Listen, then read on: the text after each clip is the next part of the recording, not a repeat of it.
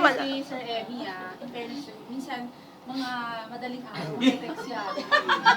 Pero nang-send ka rin pala kay Coach. Hindi, ako talaga, sabi niya, Coach, I'm so concerned. English na eh. Matapos lang po ng inuman nila. Sabi ko, lasing. Pero natuwa naman ako kasi naiisip niya ako. Paglasing lang po yun. Paglasing lang? Uy, at least naiisip niya ako paglasing siya. Aray ko. Wala na ba? Parang tumatabi-tabi sa akin na sa mga. Joke lang. Anyway, so, thank you so much. Tuwa naman ako si Kat nakakasama na natin. Oo. Namiss ka rin namin.